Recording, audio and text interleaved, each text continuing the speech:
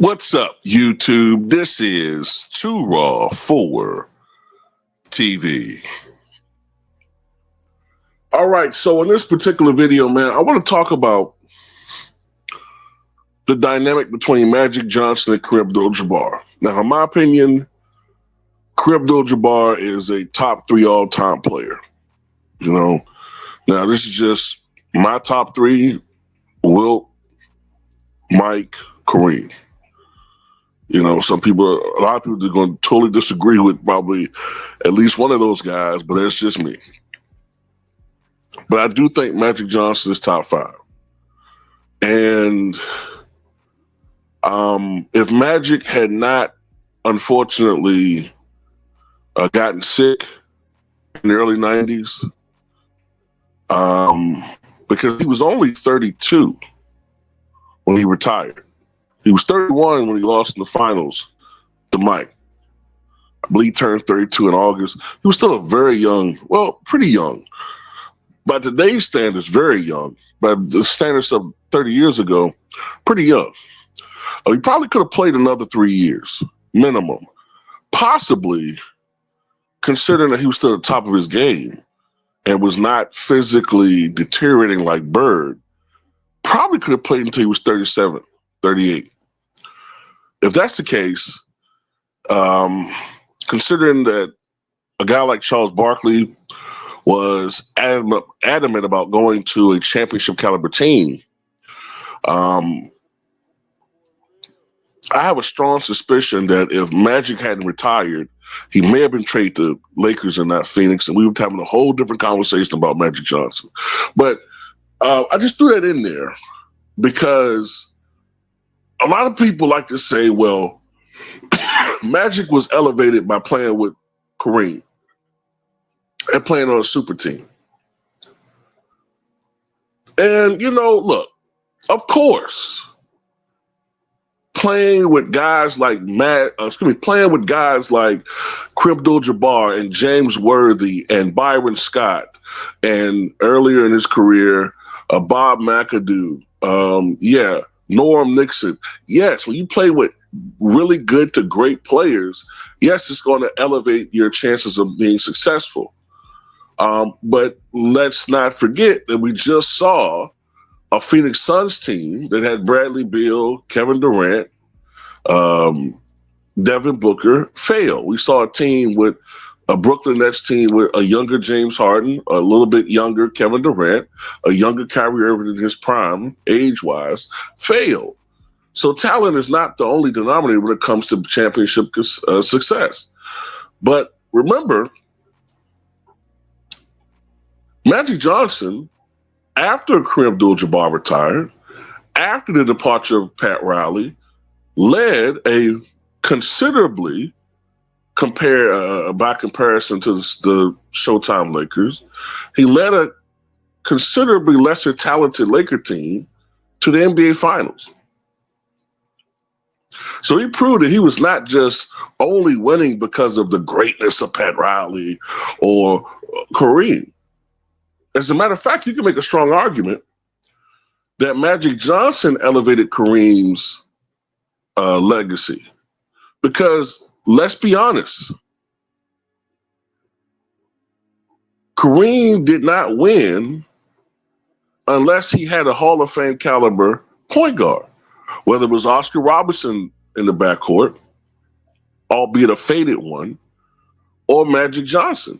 In between 1974 and 1979, while Kareem was putting up unbelievable individual numbers, the Lakers, for the most part, were mediocre. I think they had 1 year, it might have been 1977, where they went to the Western Conference Finals only to lose to the Portland Trailblazers.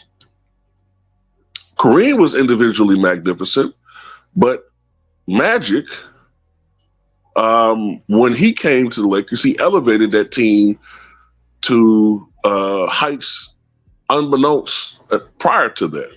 Now, you can make an argument, too, because I like to be fair on this channel. You can make an argument that in basketball, because of the nature of how perimeter players have the ball in their hands at all times.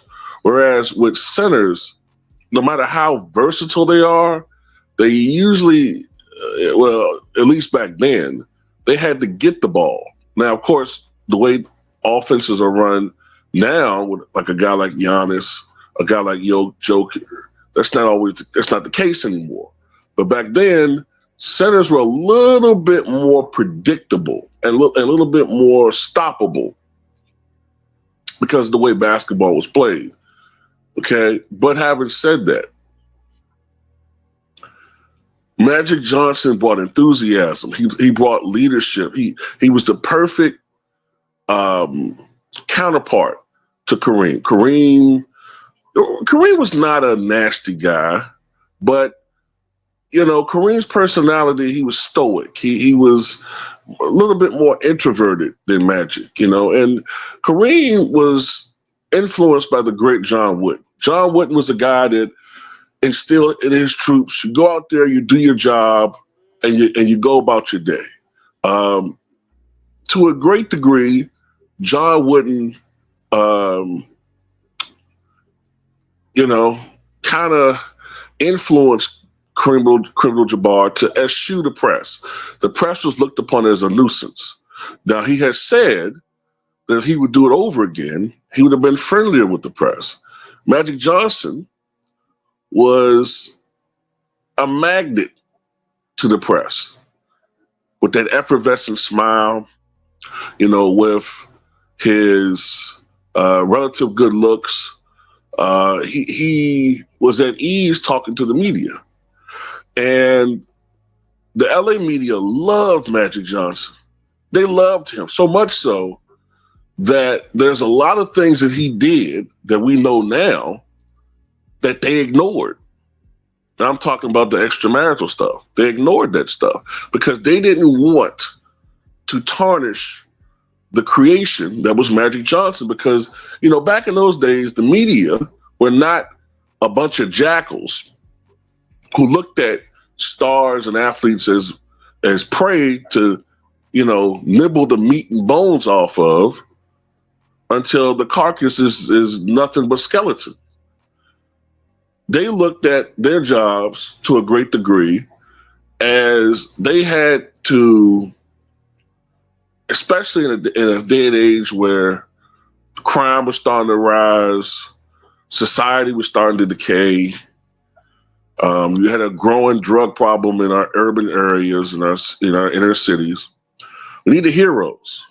They grew up with heroes, the media back then. They grew up with heroes like Mickey Mantle and Willie Mays and Jackie Robinson, Joe Louis. They knew that kids at that time, we needed heroes. So even if, yes, Babe Ruth lived in excess and slept with prostitutes and did all these other things in Harlem, they didn't report that stuff. They talked about the great things he did on the court. And he did do a lot of great things with kids as far as working with kids, right? And they wanted that image out there. Magic Johnson, he had a great image, and of course, sometimes the personality got in the way. Sometimes Magic got in the way of Irvin in his personal life. But on the basketball court, Magic Johnson was a Michelangelo when it came to passing the basketball, when it came to facilitating, when it came to running the floor, the fast break. Nobody had ever done anything like that before or since who was 6'9", and, was doing things with the basketball passing wise. I mean, Pete Maravich was doing some amazing things, but Magic Johnson took it to another level. And he made life easier for Kareem. He got Kareem easy buckets that took a lot of pressure off him. Magic Johnson was also a great rebounding guard. He averaged over 7 boards a game as a point guard. Damn near averaged a triple-double one of those years. I think he was averaging, what was it, like 15, 9, and 9? So just by design, he took pressure off of Kareem, as did some of the other players, and that extended Kareem's career. Also, I'm not sure. As a matter of fact, I'm certain that if Magic Johnson didn't play with the Lakers, I don't think that Kareem signs with the Lakers after 83, 84. I think he goes back to New York, plays a couple of years, and retires in around 85, 86.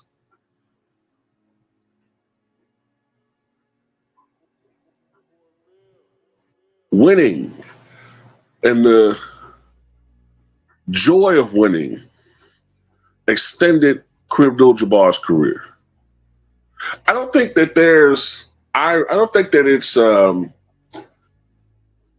coincidence that for many years, for 2 decades, the top leading scorers in the league, Kareem Abdul-Jabbar and Karl Malone, also happened to play with two of the greatest facilitators the game has ever seen, Magic Johnson and John Stockton. Stockton wouldn't have had all those assists without without Karl Malone. Karl Malone not had all those points without John Stockton. It's true with Magic and Kareem. They were so compatible. And Kareem, you know what I'm saying, he needed a guy like Magic too to recapture that love for the game that was starting to fade a bit. He hadn't quite had that love, that childish enthusiasm for basketball, probably since he was in UCLA, or at least maybe his first couple of years in the league. It was fading a bit. It was fading a bit, and